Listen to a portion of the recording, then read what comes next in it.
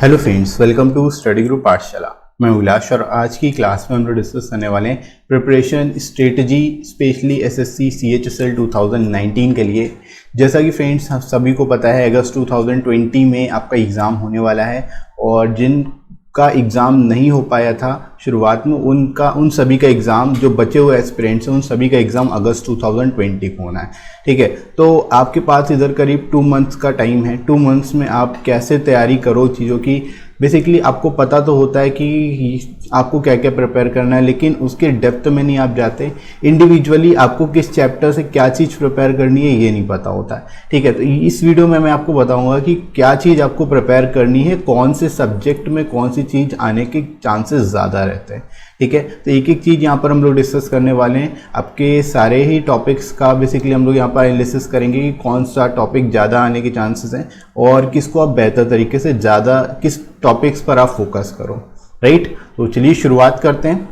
सबसे पहले जीएस के बारे में देख लेते हैं। जीएस में आपको क्या क्या प्रिपेयर करना चाहिए। तो जीएस में अगर हिस्ट्री की बात करें तो हिस्ट्री में जो सबसे इंपॉर्टेंट है वो हड़प्पन सिविलाइजेशन है, वैदिक कल्चर है। इसमें आपको प्रिपेयर करना है, इसमें आपको शॉर्ट नोट्स बनाने हैं। ठीक है, आपके पास जो भी बुक हो उससे आप तैयार करिए। साथ ही साथ ऑनलाइन भी आपको बहुत सारी चीज़ें मिल जाएंगी। आप इन टॉपिक्स को सर्च करिए और उस पर जो भी आपको क्वेश्चंस मिल रहे हैं, जो भी पॉइंट्स मिल रहे हैं उनको नोट करिए। तो शॉर्ट नोट्स बनाते हुए चलना है, जितने मैं टॉपिक आपको बताऊंगा उन सभी पर। ठीक है, इसी तरह name of the Kings who build important ancient temples and institutions. ठीक है, उन लोगों के नाम, बेसिकली उन किंग्स के नाम जिन्होंने इंपॉर्टेंट एंशिएंट टेम्पल्स और इन्वेंशंस वगैरह किए, उन इंस्टीट्यूशंस बनाए, उनके नाम आपको याद रखने हैं।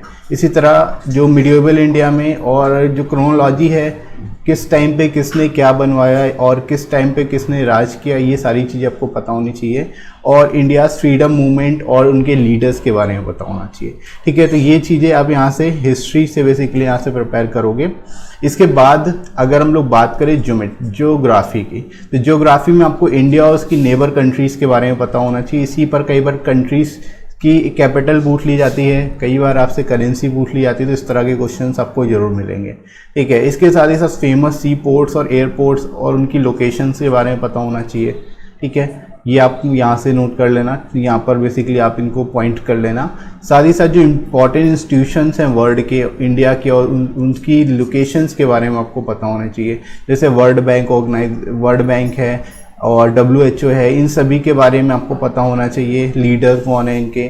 ठीक है, तो इस तरह से ही इस पॉइंट को आपको हेडक्वार्टर्स पता होने चाहिए। इस तरह की चीज़ें आपको प्रिपेयर करनी है ज्योग्राफी में, जो कि आपसे पूछी जाएगी। और बहुत डेप्थ में नहीं जाना, जो जो चीज़ें मैं बता रहा हूँ केवल उतना ही अगर आप शॉर्ट नोट्स बना लोगे ना उतना सफिशिएंट होगा, उसी में से आपको 80% चीज़ें मिल जाएंगी। राइट, इसके बाद आगे बात करते हैं इकोनॉमी में। इकोनॉमी में आपसे सबसे ज़्यादा पूछा था टर्मिनोलॉजी के बारे में। ठीक है, जैसे बजट से रिलेटेड जो टर्मिनोलॉजी है, national income, GDP, fiscal deficit, इस तरह की चीज़ें आपको टर्मिनोलॉजी से रिलेटेड चीज़ें पूछी जाती है। ठीक है, जैसे कि बोल देंगे फिस्कल डेफिसिट क्या होता है, तो उस पर 4 ऑप्शन दे देंगे, तो ये टर्मिनोलॉजी आपको पता होनी चाहिए। राइट, इसी तरह 15 ईयर विजन प्लान, जो आपके 5 ईयर प्लान थे उसको 15 ईयर विजन प्लान से रिप्लेस किया गया है, इसके बारे में पता होना चाहिए कहाँ से कब तक के लिए है ये। राइट, फेमस पर्सन जो है इकोनॉमी से रिलेटेड। ठीक है, जैसे RBI के पहले गवर्नर कौन थे, इस तरह की चीज़ें आपसे पूछी जाएंगी। साथ ही साथ जो इंपॉर्टेंट इंस्टीट्यूशंस हैं जैसे RBI, SEBI, ठीक है, इस तरह के आपको इंस्टीट्यूशंस के बारे में पता होना चाहिए, उनके हेडक्वार्टर्स के बारे में पता होना चाहिए और कब इनकी स्थापना हुई थी ये पता होना चाहिए। ठीक है, तो इकोनॉमी में ये चीज़ें आप प्रिपेयर करोगे, जिनको आपको शॉर्ट नोट्स बनाते जाना है। पॉलिटी की बात करें तो पॉलिटी काफ़ी इंपॉर्टेंट चैप्टर है जीएस का। इसमें आपको सुप्रीम कोर्ट के बारे में, रेट्स के बारे में पता होना चाहिए, इलेक्शन, प्रेसिडेंट और फंक्शन से रिलेटेड पता होना चाहिए कि प्रेसिडेंट के क्या फंक्शन होते हैं। इंपॉर्टेंट कॉन्स्टिट्यूशन बॉडीज़ के बारे में पता होना चाहिए, जैसे CAG है। ठीक है, पार्लियामेंट से रिलेटेड आप पढ़ लेना अच्छे से। फंडामेंटल ड्यूटीज़ और फंडामेंटल राइट्स से रिलेटेड आपसे पूछा जा सकता है। गवर्नर्स और उनके फंक्शंस, स्टेट लेजिस्लेचर, जो कॉन्स्टिट्यूशनल अमेंडमेंट है उनको जरूर देख लेना, उस पर जरूर क्वेश्चन पूछा जाता है। ऑफिशियल लैंग्वेज पर पूछा जाता है और इमरजेंसी प्रोविजंस पर। तो इतनी चीज़ें आप पॉलिटी में अगर प्रिपेयर कर लेते हो अच्छे से तो काफ़ी सफिशिएंट होगा, काफ़ी चीज़ें आपको यहाँ से मिल जाएंगी। ठीक है फ्रेंड्स, आगे बात करते हैं बायो की। बायो भी इम्पॉर्टेंट है टॉपिक आप सभी के लिए, जीएस के लिए। इसमें आपको इम्पॉर्टेंट इन्वेंशंस के बारे में पता होना चाहिए, उनके इन्वेंटर के बारे में काफ़ी ज़्यादा पूछा जाता है, ठीक है। जितने भी इंटरेस्टिंग फैक्ट्स हैं ह्यूमन बॉडी से रिलेटेड वो सभी आपको पता होने चाहिए। न्यूट्रिशन एनिमल्स और प्लांट से रिलेटेड आपको पता होना चाहिए, ठीक है। एनिमल्स में प्लांट में न्यूट्रिशन कैसे होता है।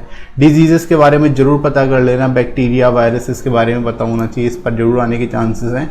साथ ही साथ वायरस, प्रोटोजोआ, ये सब आपको पता होने चाहिए।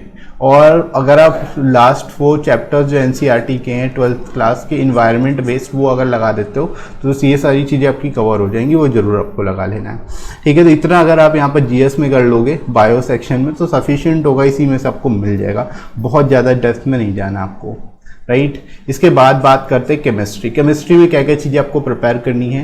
देखो केमिकल प्रॉपर्टीज़ जो हैं सब्सटेंस की वो आपको पता होनी चाहिए। एसआई यूनिट्स जरूर पूछा जाता है, तो ये आपको एक क्वेश्चन जरूर मिलेगा एग्जाम में, ठीक है। Chemical name of important substance, जो इम्पॉर्टेंट सब्सटेंस उनके केमिकल नेम क्या क्या है वो जरूर याद कर लेना, ठीक है। जो केमिकल चेंज है, फिजिकल चेंज है, इनके बारे में पता होना चाहिए, ठीक है। प्रॉपर्टी जो है गैसेस की वो आपको पता होना चाहिए। सरफेस केमिस्ट्री जो आपको पता होनी चाहिए, इस पर क्वेश्चन पूछे जाते हैं।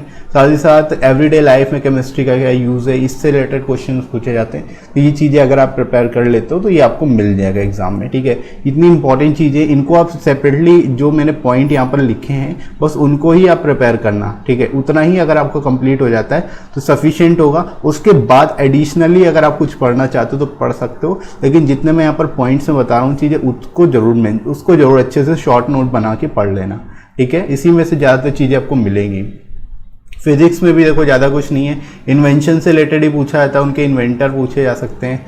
एसआई यूनिट्स के बारे में पूछा जा सकता है, motion, sound, light, wave, energy और इलेक्ट्रिसिटी, बस यही मेन चीज़ें हैं जो आपसे पूछी जाती हैं, ठीक है। तो इनके बारे में आपको यहाँ पर अलग से पढ़ लेना है, सेपरेटली पढ़ लेना है, और इनसे रिलेटेड जो पॉइंट्स हैं उनको अच्छे से देख लेना है, उनको समझ लेना है, राइट। तो इतना देख लोगे तो आपको फिजिक्स में काफ़ी चीज़ें समझ आ जाएंगी अच्छे से, और आप आसानी से क्वेश्चंस कर पाओगे एग्जाम में।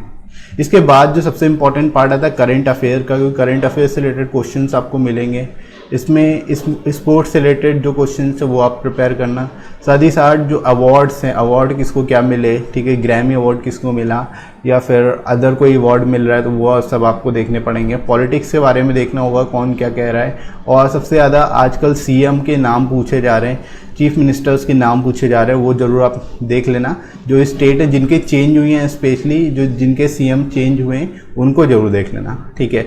फाइनेंस और बैंकिंग सेक्टर से रिलेटेड जो न्यूज़ है उसको आप देख सकते हो, जैसे आरबीआई ने मॉनेटरी पॉलिसी में कितना चेंजेस किया, रेपो रेट क्या है, रिवर्स रेपो रेट क्या है, ये सारी चीज़ें आपको याद रखनी है, ठीक है। इंटरनेशनल इवेंट्स में आपको ध्यान रखना है, ठीक है। इसमें जैसे G7 कंट्रीज़ की मीटिंग कब होनी है, इस तरह की चीज़ें आपको याद रखनी है, तो ये क्वेश्चन में आपको मिल जाएगा, राइट। तो ये सारा चीज़ें अगर करंट अफेयर्स में आप प्रिपेयर कर लो सफिशिएंट होगा। इसके बाद स्टैटिक जीके का पार्ट आता है। स्टैटिक जीके में भी आपको क्वेश्चंस मिलते हैं। इसमें आपको इंपॉर्टेंट बुक्स और राइटर्स के बारे में आपको पढ़ना होता है। जितनी भी इंपॉर्टेंट बुक्स हैं वो आप पढ़ सकते हो उनके बारे में, ठीक है। उनके राइटर्स के नाम बेसिकली याद कर लेना। साथ ही साथ फर्स्ट जो स्पोर्ट्स अचीवमेंट इंडिया में और वर्ल्ड में उनको आप देख लेना।